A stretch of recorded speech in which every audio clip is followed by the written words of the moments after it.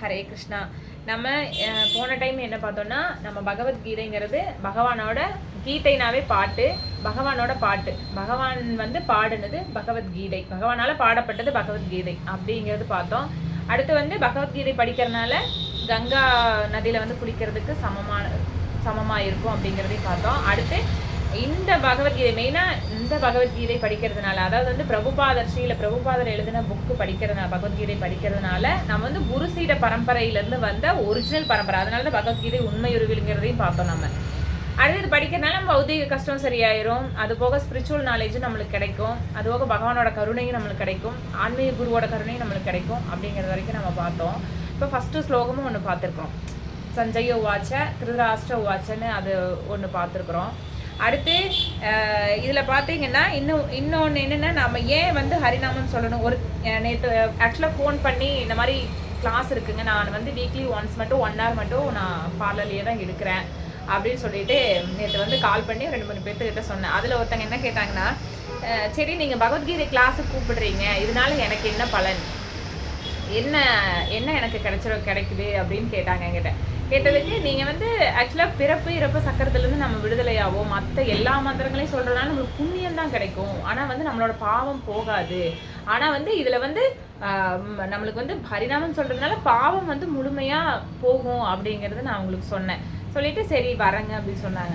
இந்த பக்கத்து வீட்டில் நேற்று வந்து வீட்டில் வந்து பக்கத்தில் இருக்கிறவங்களுக்கெல்லாம் அப்படியே எடுக்கலாம் அப்படின்னு சொல்லிட்டு அம்மா போய் 2-3 அம்மாவுக்கு தெரிஞ்சவங்க கொஞ்சம் ஏஜ் ஆனவங்ககிட்ட எல்லாம் சொல்லியிருக்கேன். நான் எனக்கு தெரிஞ்சவங்ககிட்ட நான் ஃபோன் பண்ணி சொன்னங்காட்டி ஒருத்தங்க அம்மாவுக்கு தெரிஞ்சவங்க சொல்லியிருக்கிறாங்க, என்ன எனக்கு டிவி பார்க்குற வேலை இருக்குது, என்னால் வர முடியுது. அம்மா சூப்பரு. அது என்னன்னா, நம்ம சைத்தன்ய மகாபிரபு நீங்கள் கேள்விப்பட்டிருப்பீங்க நிறைய ப்ரீச்சிங்கில். சைத்தன்ய மகாபிரபு வந்து நம்ம ஹரிநாமம் வந்து சொல்கிறதுனால வந்து நம்மளோட பிறப்பு இறப்பு சக்கரத்திலேருந்து விடுதலை ஆகும். இதுதான் வந்து ஹரிநாம சங்கீர்த்தனம் தான் இந்த கலியுகத்துக்கு வந்து ஒரு வரப்பிரசாதம் அப்படிங்கிறத சொல்லியிருக்கிறார். நீங்கள் கேள்விப்பட்டிருப்பீங்க. அதைய பார்த்தீங்கன்னா, ஹரேர் நாம ஹரேர் நாமைவ கேவலம் கலேர் நாஸ்தியேவ கதிர் அந்நியதா. அதாவது வந்து இந்த கலியுகத்தில் சண்டை சச்சரவுகள் நிறைந்த இந்த கலியுகம் வந்து சண்டை சச்சரவுகளால் தான் நிறைஞ்சிருக்குது. இது வந்து இதில் பார்த்தீங்கன்னா நிறைய தோஷம் நிறைஞ்சதாக தான் இருக்குது ஒழிய, அதாவது துன்பகரமான யுகமாக இருக்குது. அதாவது கலியுகம்னாவே இரும்பு யுகம்னு அர்த்தம். துன்பம் நிறைந்ததாக இருக்கிறதுனால இங்கே இருக்கிற மக்கள் வந்து அதிக குழப்பத்திலையும் சண்டைகள்லையும் இருக்கிறதுனால அவங்களுக்கு வந்து ஹரிநாமத்தை சொல்வதை தவிர வேறு கதியில்லை வேறு கதியே இல்லை அப்படிங்கிறாங்க. இதை சொல்கிறவங்கனால மட்டும்தான் இங்கிருந்து விடுதலையாகி இஸ்கான்லேருந்து ஒரு பஸ் அனுப்பிச்சுட்ருக்குறாங்க. என்ன பஸ்னால், நம்மளுக்கு வந்து கோலோக விருந்தாவனத்துக்கு போகிற பஸ்ஸு. அது வந்து எந்த அட்ரஸ்னால், இப்போ வந்து தேவதர்ஷினி பிரியதர்ஷினி டாட்டர் ஆஃப் கிருஷ்ணா ராதாராணி வந்து ஸ்ட்ரீட் வந்து பார்த்தீங்கன்னா வைகுண்டம் வாசல் போகிற வழி, இடம் பார்த்தீங்கன்னா கோலோக விருந்தாவனம் அப்படிங்கிற அட்ரஸுக்கு வந்து உண்டான பஸ் எதுன்னு பார்த்தீங்கன்னா இஸ்கான் டெம்பிள் மூலமாக நம்மளுக்கு வந்து ஹரிநாம ஜபம் தான் நம்மளை கூட்டிகிட்டு போகுமே தவிர வேறு எந்த இதுவுமே வந்து நம்மளுக்கு உதவாது அப்படிங்கிறது வந்து ஆச்சாரியர்கள் சொல்கிறாங்க. நம்மளுக்கு வந்து இந்த குரு சீட பரம்பரை எத்தனை பேர் இருக்காங்க? 32 சீட பரம்பரை இருக்குது, 32 குருமார்கள் இருக்காங்க. அவங்க என்ன, அதாவது வேதவியாசர் என்ன சொல்கிறாங்களோ அதைத்தான் இவங்க நம்மளுக்கு சொல்கிறாங்களே தவிர இவங்களோட உட்கருத்துக்களையும் இவங்களோட சொந்த கருத்துக்களையும் எதையுமே நம்மளுக்கு சொல்லித்தரதில்லை. அங்கே என்ன சொன்னாங்களோ, கிருஷ்ணா என்ன சொன்னாரோ அதைய படிப்படியாக கொண்டு வந்து நம்மளுக்கு சேர்க்கிறாங்களோ தவிர அவங்களோட சொந்த கருத்தை எதையுமே நம்மளுக்கு சொல்கிறதே கிடையாது. புரிஞ்சுதுங்களா? இப்போ வந்து நம்ம அடுத்த ஸ்லோகம் போய்க்கலாம். அதான் ஹரிநாமம் சொல்கிறதுக்கு உண்டான இவ்வளோ நல்ல விதங்கள் இன்னும் நிறைய சொல்லிகிட்டே போகலாம். நான் சிம்பிளாக சொல்லியிருக்கேன். இவ்வளோ நன்மைகள் இருக்குது ஹரிநாமம் சொல்கிறதுனால. அது நிறைய பேருக்கு தெரியறதில்ல. நம்ம கூப்பிட்டாங்க கூட அவங்களுக்கு வேலை இருக்குதுன்னு தான் சொல்லிட்டு போகிறாங்க. வேறு டிவி பார்க்குறக்கு டைம், எனக்கு சிரிப்பு அடக்கவே முடியல. டிவி பார்க்கறக்கு டைம் இருக்குது. ஆனால் அது என்ன, நானும் இப்படி தான் இருந்தேன் ஒரு காலத்தில். என் ஃப்ரெண்டு எனக்கு சொல்லிட்டு இருந்தா, அப்படியே நான் 2 வருஷம் கழிச்சு தான் இஸ்கானுக்கே போனேன். நீங்கள்லாம் பரவாயில்ல உடனே வந்துட்டீங்க, ஆனால் 2 வருஷம் கழிச்சு தான் நானே இஸ்கானுக்கு போனேன். எனக்கு அது வரைக்கும் போகிறக்கு உண்டான எந்த இது எனக்கு அதை போகணும்னு நினைப்பேன், ஆனால் எனக்கு வேலை இருக்குது அப்படின்னு சொல்லிட்டு விட்டுருவேன். அதே மாதிரி தான் அவங்க இருக்கிறாங்கன்னு நான் நினச்சிக்கிட்டேன். சரி கொஞ்சம் கொஞ்சமாக வருவாங்க, நம்ம சொல்லிக்கிட்டே இருப்போம் இல்லையா, நம்ம முடிஞ்ச அளவுக்கு சொல்லுவோம்.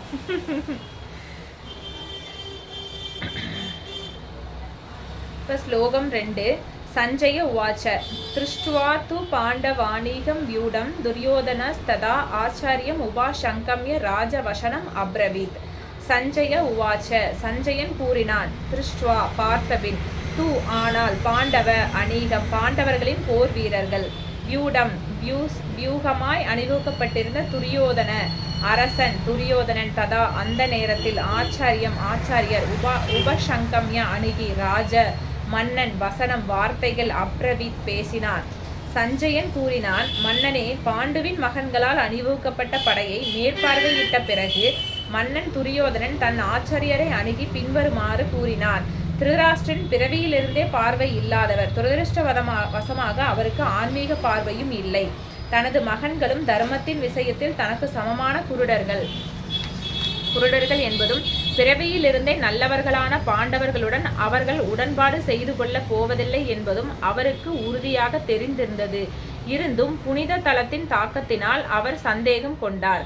போர்க்கண நிலைமையை பற்றிய அவரது வினாவின் உள்நோக்கத்தை சஞ்சயனால் புரிந்து கொள்ள முடிந்தது. ஏங்கும் மன்னனுக்கு உற்சாகமூட்ட விரும்பிய சஞ்சயன் அவரது மைந்தர்கள் போர்க்களத்தில் புனித தன்மையால் பாதிக்கப்பட்டு சமாதானம் ஏதும் செய்து கொள்ளப் போவதில்லை என்பதை உறுதி செய்தான். எனவே பாண்டவர்களின் படைபலத்தை பார்வையிட்ட துரியோதனன் உடனேயே தன் தளபதியான துரோணாச்சாரியாரிடம் சென்று உண்மை நிலையை உரைக்கலானான் என்று மன்னரிடம் தெரிவித்தான் சஞ்சயன். துரியோதனன் மன்னன் என்று குறிப்பிடப்பட்டாலும் நிலைமையின் முக்கியத்துவத்தை உணர்ந்து தளபதியிடம் போக வேண்டியிருந்தது. எனவே அரசியல்வாதியாக இருப்பதற்கு அவர் பொருத்தமானவனே. துரியோதனன் ராஜதந்திரமாக நடந்து கொண்டாலும் பாண்டவர்களின் சேனையை கண்டதால் ஏற்பட்ட பயத்தை அவனால் மறைக்க இயலாமல் போயிற்று.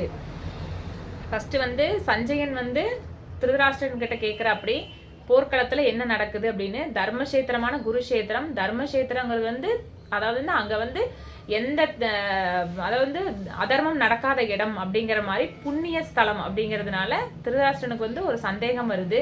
ஏன்னா பாண்டவர்கள் தர்ம வழியில் நடக்கிறவங்க. அதனால அவங்களுக்கு சாதகமாக தானே அவங்க இருக்கும், அந்த இடம் அமைஞ்சிருக்குது அப்படிங்கிறதுனால திருதராஷ்டிரனுக்கு ஒரு பயம் வருது. அதனால சஞ்சயன் கிட்ட கேட்குற அப்படி. சஞ்சயன் அதைய புரிஞ்சுக்கிட்டு பாண்டவர்களும் திருதராஷ்டிரனும் பார்க்குறாங்க. பார்த்துக்கிட்டு அவங்க சமாதானமா போறதுக்கு எந்த விதமான அறிகுறியும் அங்கே தெரியல அப்படின்னு சொல்லி திருதராஷ்டிரனுக்கு சந்தோஷப்படுத்துற அப்படி இந்த இடத்துல சஞ்சயன். ஆனா இங்க என்ன நடக்குது அப்படின்னா திருதராஷ்டிரன் அதாவது துரியோதனன் பாண்டவர்களோட படையை பார்த்து கொஞ்சம் பயந்தான். அவன் பாண்டவர்களோட படையை பார்த்துட்டு கொஞ்சம் பயப்படுற அப்படி. ஆனா ஏன்னா கிருஷ்ணர் அந்த பக்கம் இருக்கிறாரு. இவங்களோட நாராயணி சேனையும் தான் இவன் துரியோதனன் சைடு எடுத்திருக்கான். ஆனா பாண்டவர்கள் சைடு யார் இருக்காங்க, முழுமுதல் கடவுளே அங்க இருக்காரு அப்படிங்கிறதுனால துரியோதனுக்கு அந்த இடத்துல பயம் வருது. அந்த பயத்தினால யாரை சந்திக்க போறோம் அப்படின்னா அடுத்தடுத்த ஸ்லோகத்துல இனி வரும் துரோணாச்சாரியரை சந்திக்க போவோம் அப்படி. ஏன்னா ஆச்சாரியர் அவர் தான் அதாவது சின்ன வயசுல இருந்து ஒரு 12 வயசு வரைக்கும் அப்ப இருந்த சத்திரியர்கள் என்ன பண்ணுவாங்க, பாடசாலைக்கு அனுப்பிச்சிருவாங்க. அதாவது ஒரு ஏஜ் வரைக்கும் அவங்க பார்த்துட்டு மீதி 12 வருஷ காலம் வரைக்கும் பாடசாலையில போய் படிச்சுட்டு வரணும் அப்படிங்கிற. அங்க பாடசாலையில இப்ப நம்ம கத்துக் கொடுக்குற மாதிரி காலேஜ் இந்த அது இதுன்னெல்லாம் சொல்லித்தர மாட்டாங்க.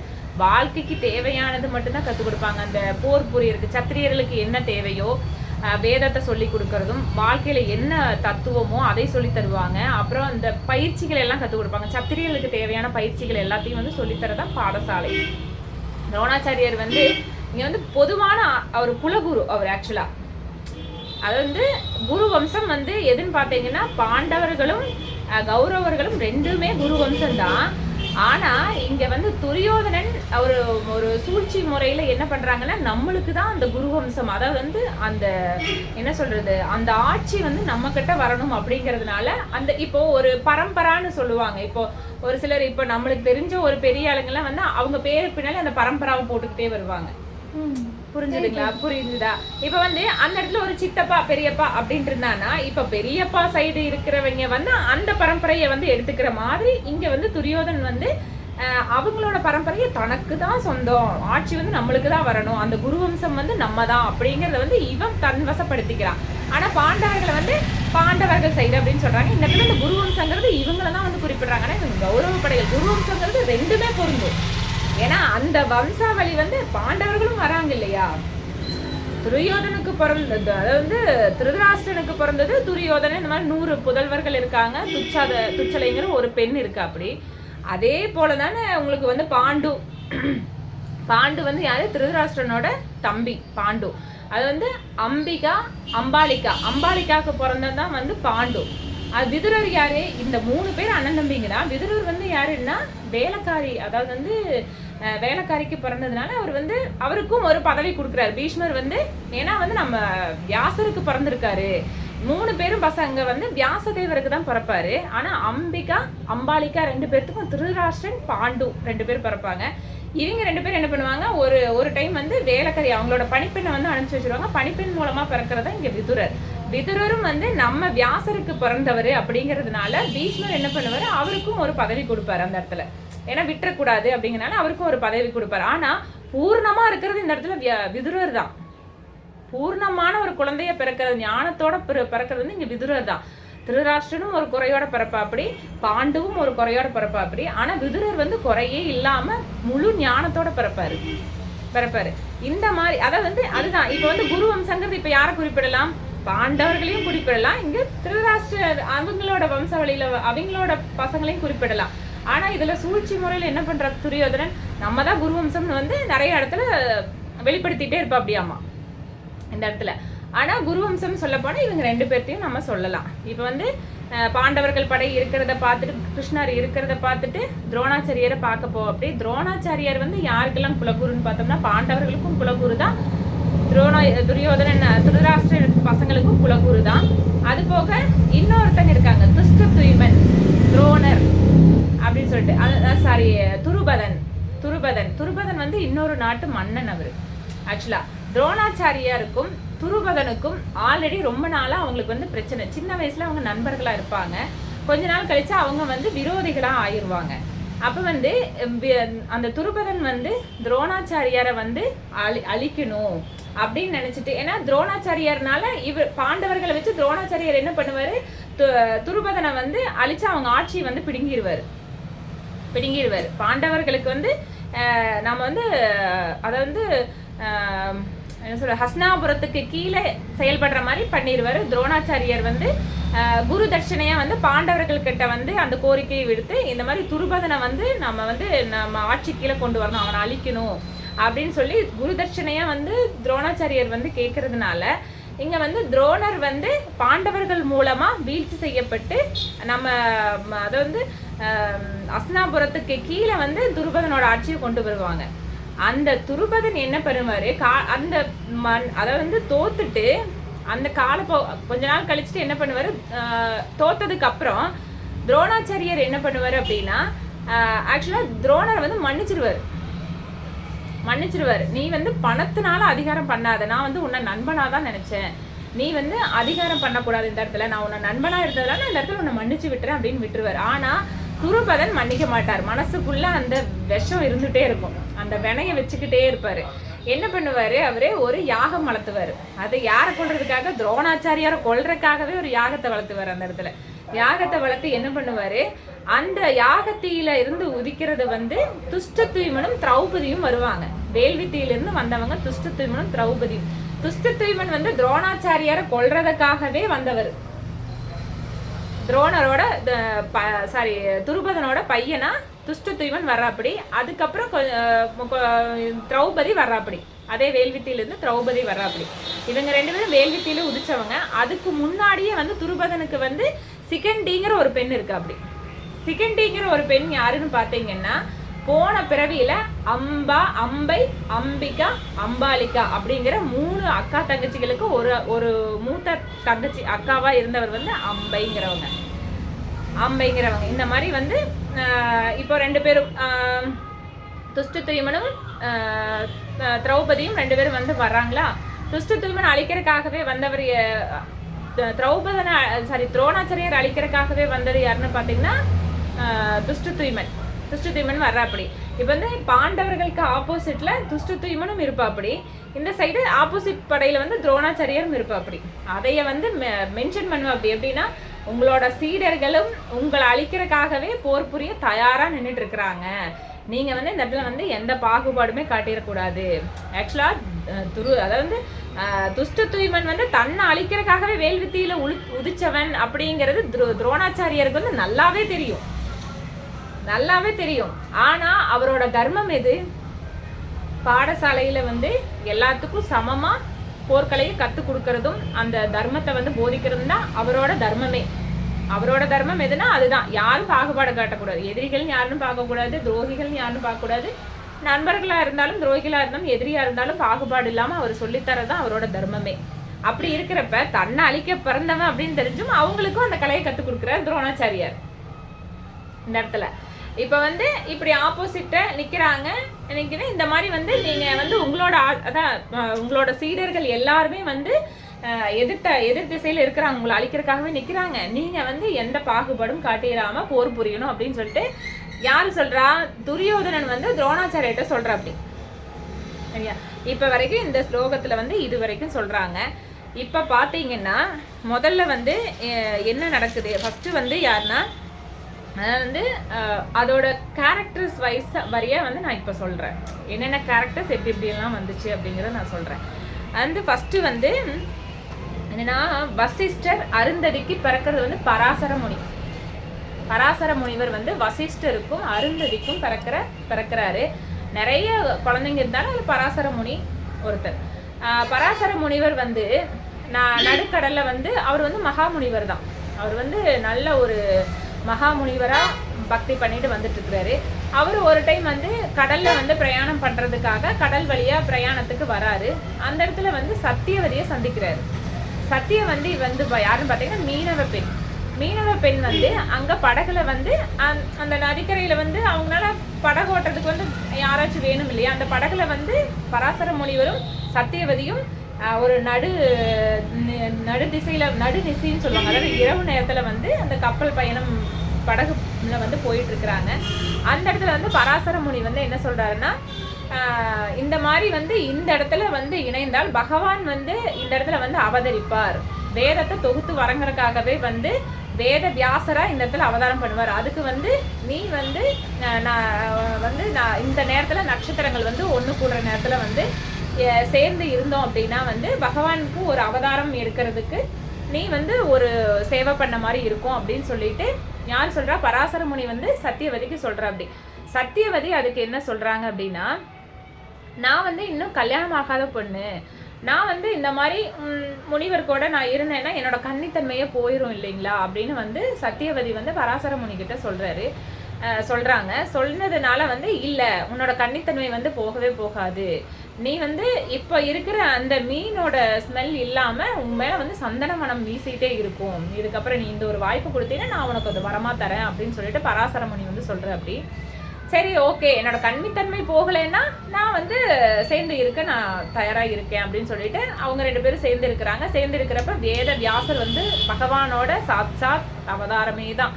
வேதத்தை தொகுத்து வரங்கிறதுக்காக வந்தார். பராசர முனிக்கும் சத்தியவதிக்கும் பிறந்த முதல் பையன் வேத வியாசர். அவர் வந்து பிறந்தோடனே வந்து நம்மளுக்கு வந்து குழந்தையா தான் நம்ம பார்த்துருப்போம். இல்லை பிறந்தோடனே என்ன எப்படி இருப்போம், குழந்தையா தான் பார்த்துருப்போம். ஆனால் அந்த இடத்துல வந்து வேத வியாசர் வந்து பிறந்த உடனேயுமே வந்து ஒரு 16-17 வயசு பையனா பெரிய உயரமாக இவ்வளோ பெரிய ஜடாமுடியோட பெருசாக அந்த கமண்டலத்தெல்லாம் ஏந்திட்டு ஒரு மகா முனிவராக நிற்கிறார் அந்த இடத்துல. ரெண்டு பேரும் வந்து ஆசீர்வாதம் பண்ணி, நீங்கள் வந்து எப்பெல்லாம் என்னை பார்க்கணும்னு நினைக்கிறீங்களோ நான் அப்பெல்லாம் உங்கள் முன்னாடி வந்து நான் நிற்பேன். நீங்கள் நினச்ச உடனே நான் உங்களை வந்து பார்ப்பேன் அப்படின்னு சொல்லிட்டு நான் வந்து தவம் பண்ணுறதுக்காக பகவான் நோக்கி பக்தி பண்ணுறதுக்காக நான் போகிறேன் அப்படின்னு சொல்லிட்டு வேதவியாசர் வந்து அந்த இடத்த விட்டு மறைஞ்சிடுவார். இந்த இடத்துல இப்படி நடக்கும். அதுக்கப்புறம் சத்தியவதி வந்து அவங்க இருப்பிடத்துக்கு வந்துடுவாங்க. வந்ததுக்கப்புறம் வந்து இது வந்து சாந்தனு மகாராஜா வந்து அந்த நாட்டையே ஆண்டுட்டு இருப்பார். அந்த டைமில் சாந்தனு மகாராஜா வந்து அப்படியே அந்த கடல் வழி பயணமாக எல்லா பக்கம் போகிறப்ப நதிக்கரையெல்லாம் போகிறப்ப சத்தியவதியை சந்திப்பாங்க. சத்தியவதியை கல்யாணம் பண்ணிக்கணும்னு சாந்தனு மகாராஜா வந்து ஆசைப்படுறாரு. சத்தியவதி வந்து சரி கல்யாணம் பண்ணிக்கலாம் அப்படின்ட்டு வந்துட்டு அவங்களும் வாக்கு கொடுக்குறாங்க. அதுக்கப்புறம் பார்த்தீங்கன்னா இப்போ சாந்தனுக்கு வந்து நிறைய மனைவிகள் இருக்கிறாங்க. அதுல வந்து கங்கா மாதாவை வந்து சாந்தனு மகாராஜா ஏற்கனவே திருமணம் ஆயிருக்கும். அவருக்கு வந்து நிறைய குழந்தைகளும் இருக்கு. அதுல வந்து பாத்தீங்கன்னா கங்கா மாதா வந்து 21 வயசு, அவரை வந்து பருவம் அடைகிற வரைக்கும், ஆட்சி செய்யற பருவம் வர வரைக்கும் நானே வளர்த்திக்கிறேன்னு சொல்லிட்டு அவங்க கூட்டிட்டு போயிருப்பாங்க. அந்த டைம் வந்தோடனே வந்து தேவபிரதா அப்படிங்கிறத கங்கா நதிக்கும் சாந்தனு மகாராஜாவுக்கும் பிறக்கிறவர் தான் வந்து தேவபிரதா.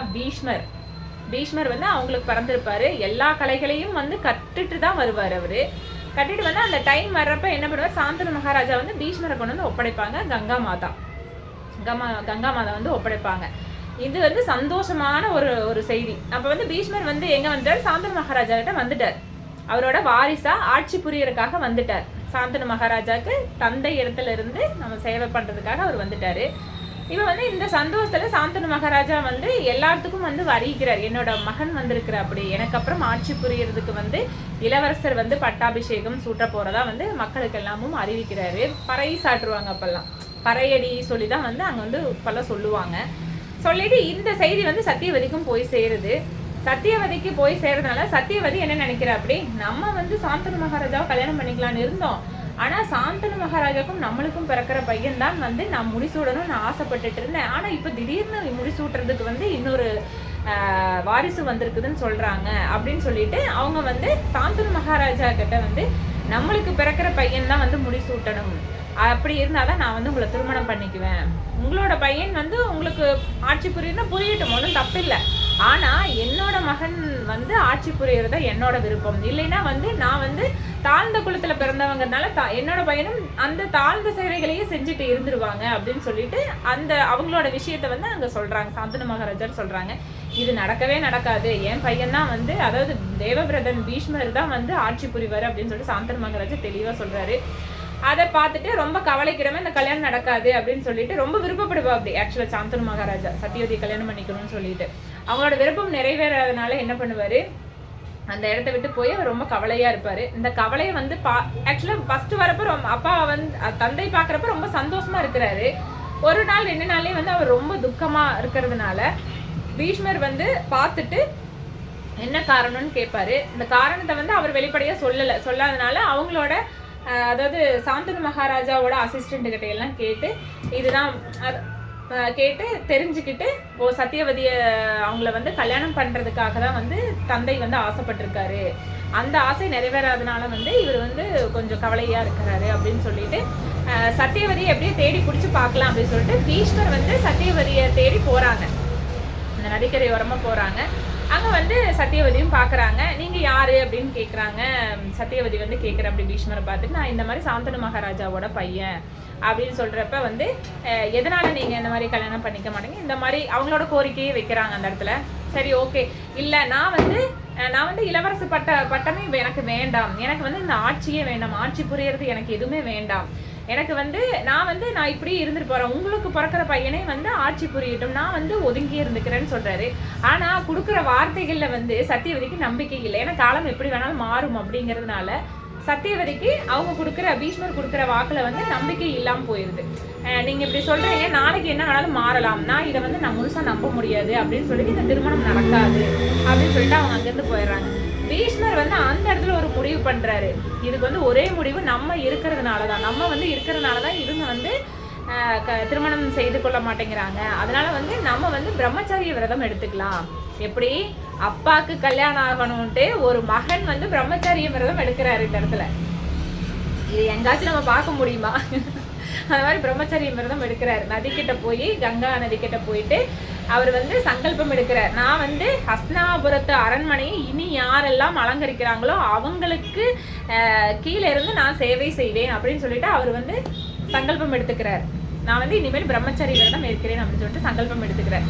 இது தெரிஞ்ச சாந்தனு மகாராஜா பீஷ்மருக்கு ஒரு வரம் கொடுக்கிறார். என்ன வரம் அப்படின்னு பாத்தீங்கன்னா, உன்னோட மரணம் வந்து நீ நினைச்சா மட்டும்தான் உன்னை நெருங்கும், உன்னுடைய மரணம் நீ நினைச்சா மட்டும்தான் உன் பக்கத்துல வரும், மரணத்தை தேடி நீதான் போகணும், மரணம் உன்னை தேடி வராது.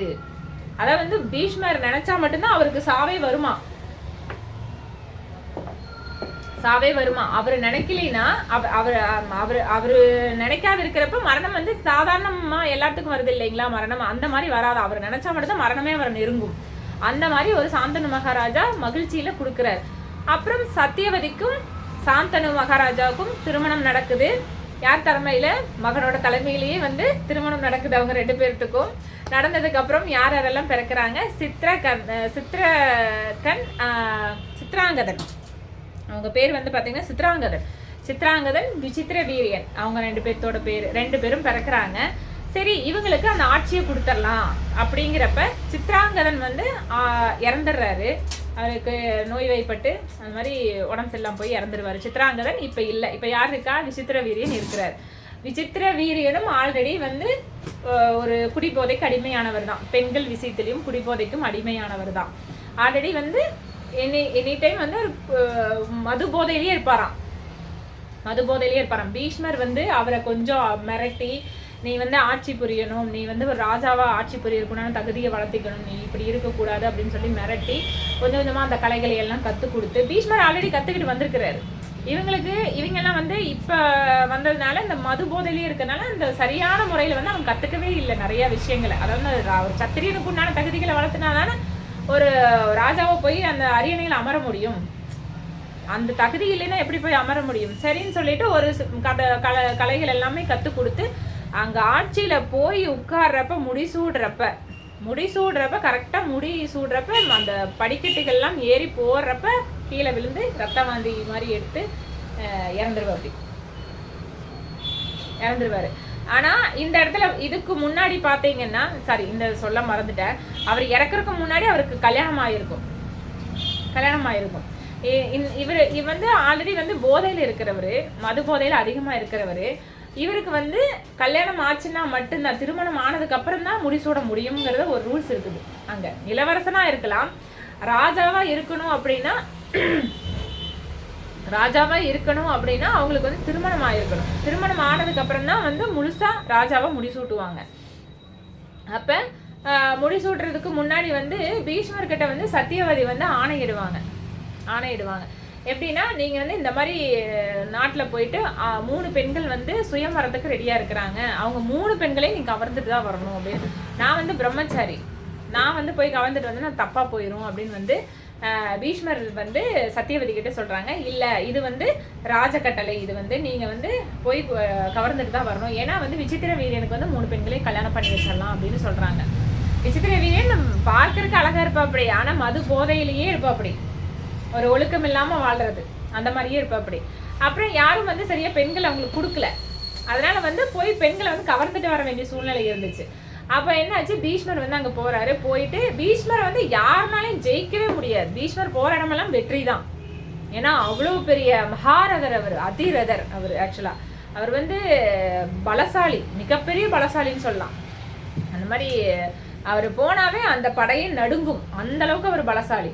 அப்படி இருக்கிறப்ப அந்த நாட்டுக்கு போய் 3 பெண்களையும் கவர்ந்துட்டு வர்றப்ப அம்பைங்கிற பெண் வந்து ஏற்கனவே ஒரு பையனை வந்து மறைமுகமா காதலிச்சுட்டு இருப்பாங்க. அது ஆக்சுவலா ராஜாவுக்கே தெரியாம சுயமரத்தப்ப வந்து அந்த பையனுக்கு, அந்த நாட்டு மன்னனுக்கு வந்து சிற்றரசர்கள் தான் அவங்க எல்லாருமே, அவங்க அந்த மன்னனுக்கு வந்து மாலையிட்டலான்னு ஒரு பிளான் பண்ணி வச்சிருப்பாங்க இவங்க 2 பேரும். இந்த 3 பேர்த்தையும் வந்து கவர்ந்துட்டு வரலாம் அப்படிங்கிறப்ப இந்த ஆல்ரெடி இவங்க 2 பேரும் வந்து பேசிக்கிட்டு இருந்தாங்க இல்லையா, அவங்களுக்கு வந்து கோபம் வந்து அந்த நாட்டு அரசன் வந்து முன்னாடி வந்தாங்க, இது எந்த மாதிரி சுயம்வரம் அப்படின்னு சொல்லிட்டு அந்த மன்னனை வந்து பேசுற அப்படி பீஷ்மர் பேசுற அப்படி. ஆனா அம்பையும் வந்து அந்த இடத்துல வந்து நீ வந்து அந்த பையன் வந்து அந்த அரசவையில வந்து அந்த நாட்டு மன்னன் வந்து அரசவையில வந்து அவமானப்படுத்துறதுனால அம்பையை வந்து கல்யாணம் பண்ணிக்க மாட்டேன்னு சொல்லிட்டு போயிடுவா அப்படி. அதனால வந்து கோபம் வந்துடும். ஏன்னா அதுக்கப்புறம் யாருமே கல்யாணம் பண்ணிக்க மாட்டாங்க. ஒரு இடத்துல வந்து நிராகரிச்சுட்டாங்கன்னா, அதான் அப்போது சட்டம் அந்த மாதிரி எல்லாம் அந்த ராஜாங்கத்துல வந்து நடந்துட்டு இருந்தது. அப்போ வந்து எனக்கு இனிமேல் திருமணமே ஆகாது, ஒன்னா நீ கல்யாணம், அதாவது பீஷ்மர் கல்யாணம் பண்ணிக்கணும், ஏன்னா அவர் தான் நீ கூட்டிட்டு போவார், ஏன்னா அவர் கவர்ந்திருக்கிறதா தான் வந்தாரு. மொத்தமா இருக்கிற நாட்டு மன்னர்கள் இளவரசர்கள் எல்லாம் அங்கதான் இருக்கிறாங்க. அப்படி இருக்கிறப்ப யார் நீ கல்யாணம் பண்ணிக்குவாங்க? ஏன்னா யாருமே நீ கல்யாணம் பண்ணிக்க மாட்டாங்க.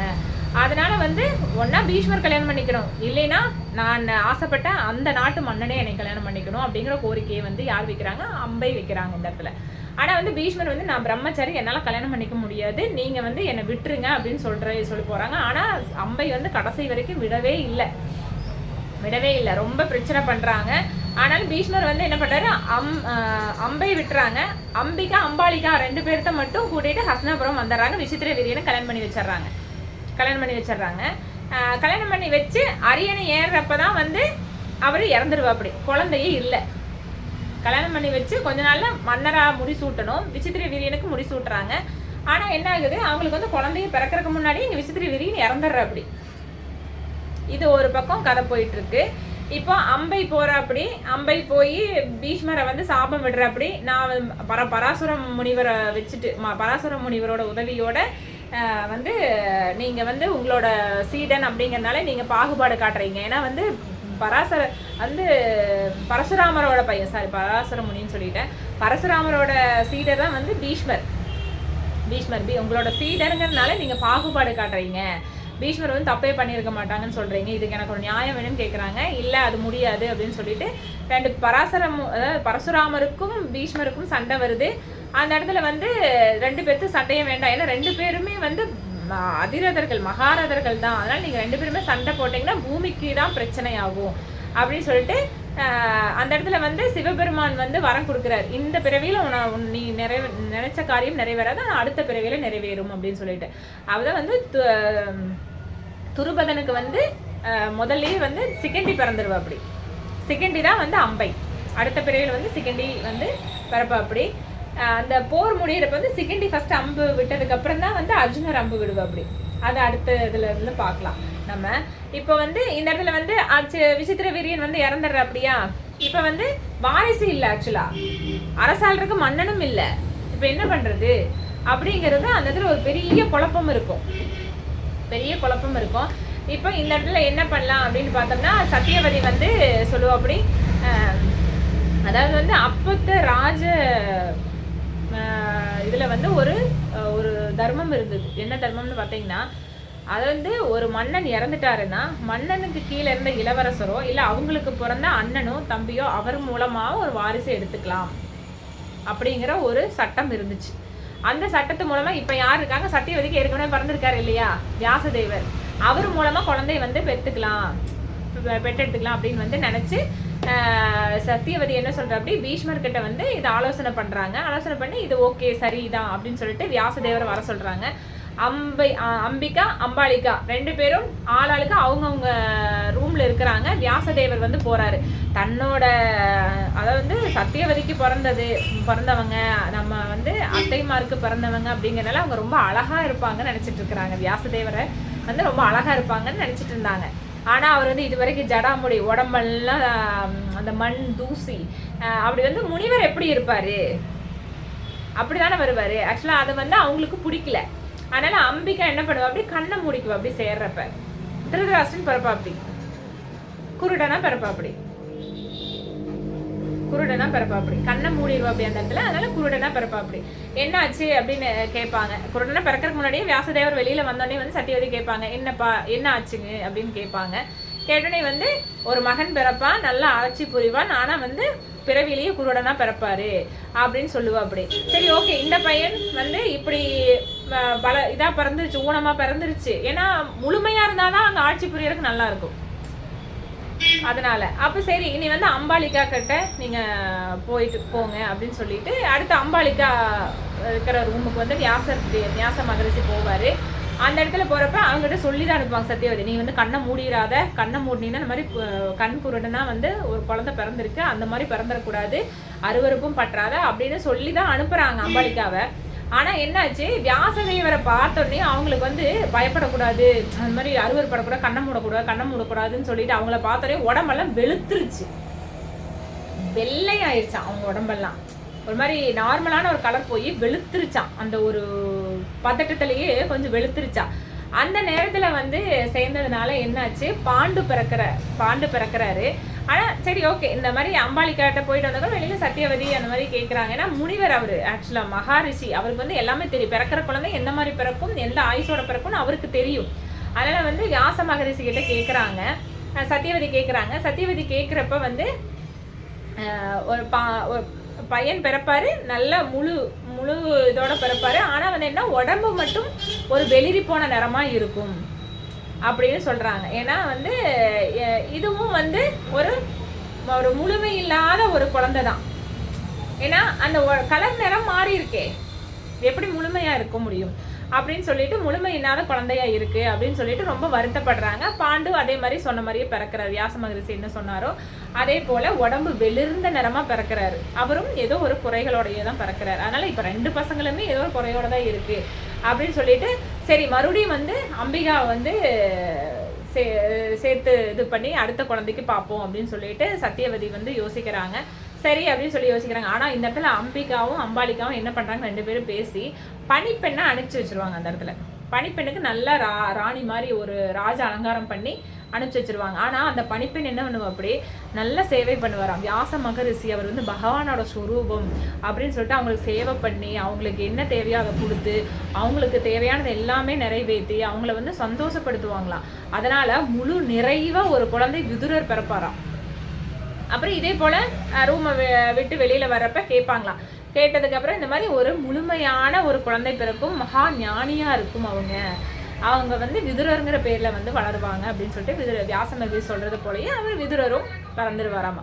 இந்த மாதிரி 3 பேரும் பிறக்கிறாங்க. இதுக்கப்புறம் அவங்களுக்கெல்லாம் குழந்தைங்கள்லாம் பிறக்கும்.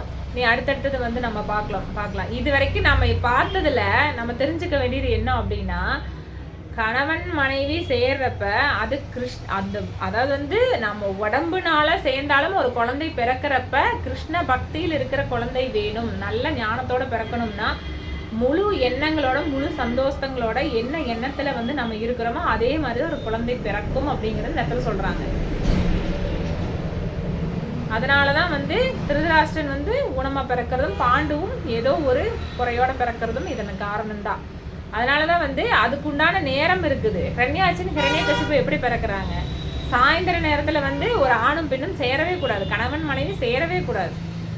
எந்தெந்த இடத்துல சேரணும் எப்படியெல்லாம் சேரக்கூடாதுன்னு சாஸ்திரம் இருக்குது. ஆக்சுவலா ஒரு ஆணும் பெண்ணும் எப்ப சேரணும், ஒரு கணவன் மனைவி எப்ப சேரணும், எதுக்காக சேரணும் அப்படிங்கிறது இருக்கு தெளிவா.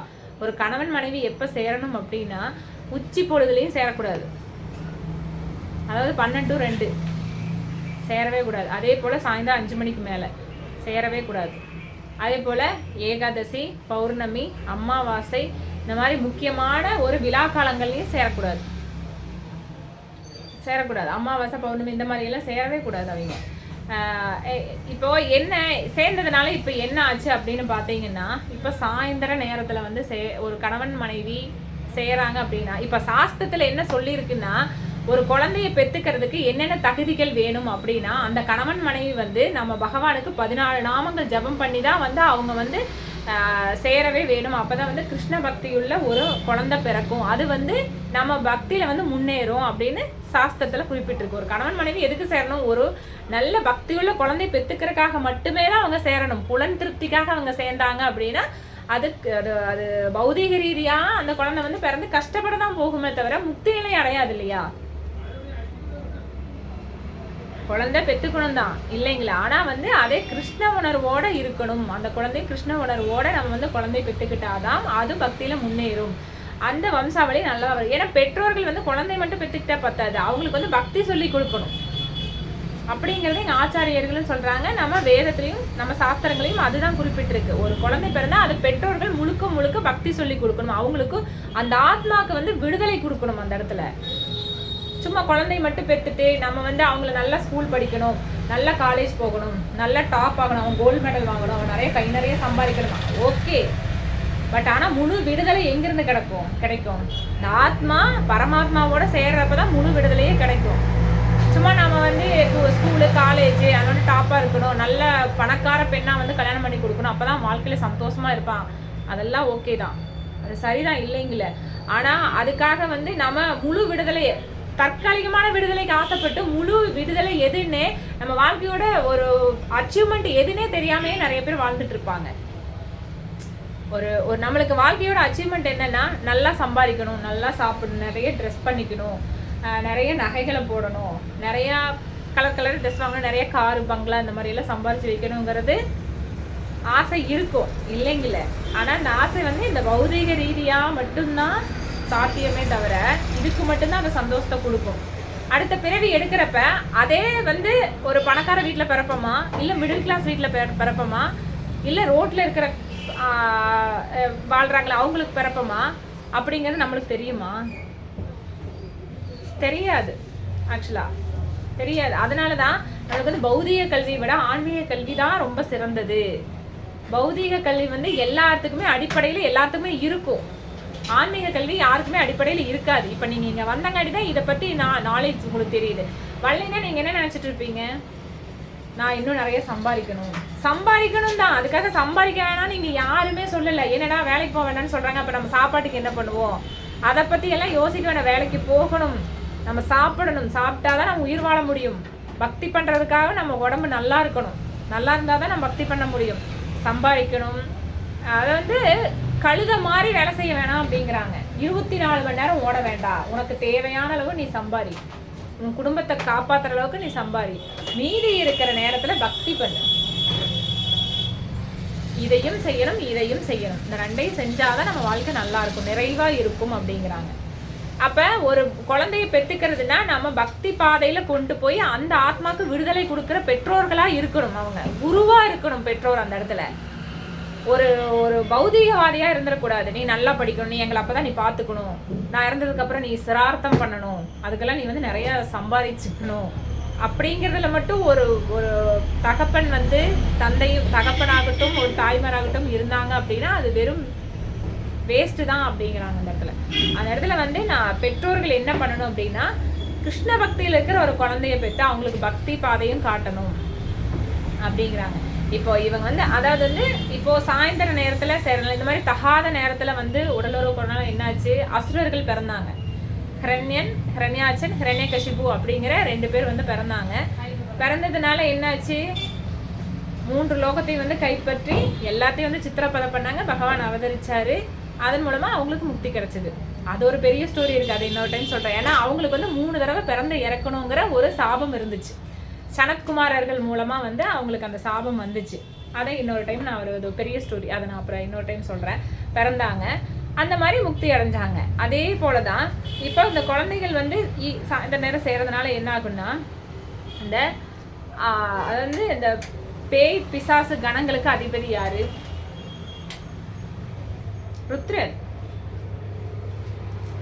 ருத்ரன் தான் ஆக்சுவலா. அதிபதி யாருன்னு பாத்தீங்கன்னா சிவபெருமான். சிவபெருமான் வந்து சாயந்தர நேரம் வந்து வலம் வருவார்.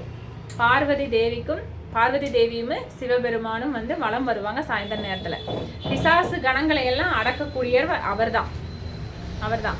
இப்போ அதாவது சூசைட் பண்றவங்களும் ஆக்சிடென்ட் ஆகிறவங்களும் நல்லா வாழாதவங்களுக்கும், அதாவது கோவில் சொத்தை அபகரிக்கிறவங்களுக்கும், பெண்களை ரொம்ப துன்புறுத்தவங்களுக்கும், நல்லா வாழாதவங்க சுருக்கமா சொல்ல போனா அதாவது சூசைட் பண்றவங்களும் ஆக்சிடென்ட் ஆகிறவங்களும் நல்லா வாழாதவங்களும் கோயில் சொத்தை அபகரிக்கிறவங்களுக்கும் இந்த உடம்பு கிடைக்கவே கிடைக்காது. இறந்ததுக்கு அப்புறம் நம்ம இருக்கிறது வந்து ஸ்தூல உடல், கண்ணுக்கு தெரிகிற உடல், அதாவது பஞ்சபூதத்தினால ஆன உடம்பு.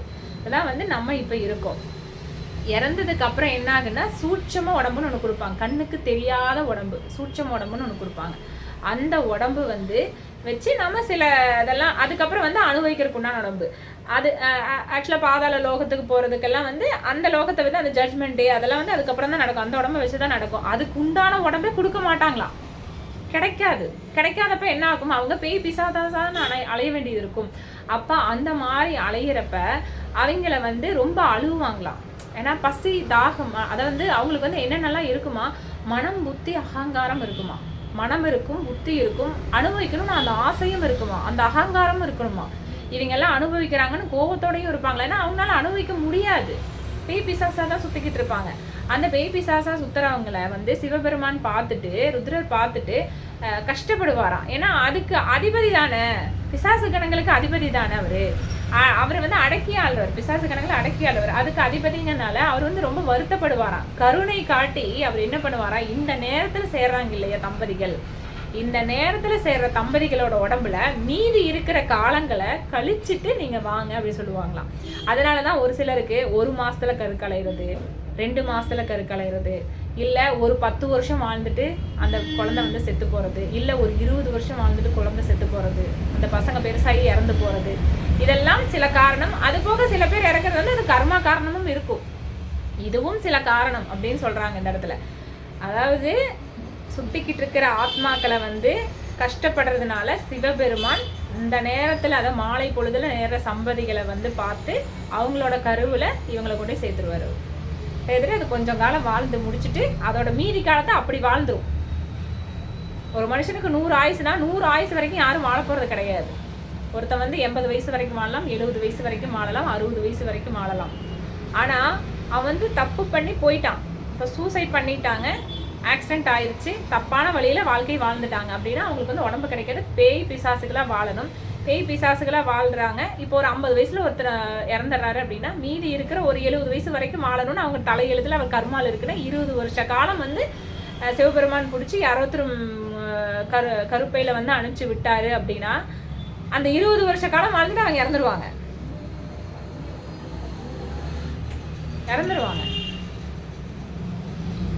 இதனாலதான் வந்து குழந்தைகளை பெத்துக்கிறது பிரச்சனை இல்லை. குழந்தைங்களை வந்து இந்த லோகத்துக்கு கொண்டு வரப்ப நிறைய ரூல்ஸை வந்து நம்ம ஃபாலோ பண்ண வேண்டியது இருக்கு. சாஸ்திரத்து மூலமா நம்ம நிறைய ஃபாலோ பண்ண வேண்டியது இருக்கு. அதனால வந்து இதெல்லாம் நீங்க இந்த வயசுல தெரிஞ்சுக்கிறது ரொம்ப ரொம்ப நல்லது. நிறைய ரூல்ஸ் இருக்கு. இந்த மாதிரி சாஸ்திரத்துல வந்து நிறைய ரூல்ஸ் இருக்குது. அதனால நம்ம இது வரைக்கும் நம்ம இப்போ பார்த்துக்கலாம். அடுத்தது நான் கொஞ்சம் கொஞ்சமாக இன்னும் நிறைய சுவாரஸ்யமாக நான் நிறைய கொண்டு வரேன் உங்களுக்காக. ஓகே, ஹரே கிருஷ்ணா. ரொம்ப நன்றி வந்ததுக்கு.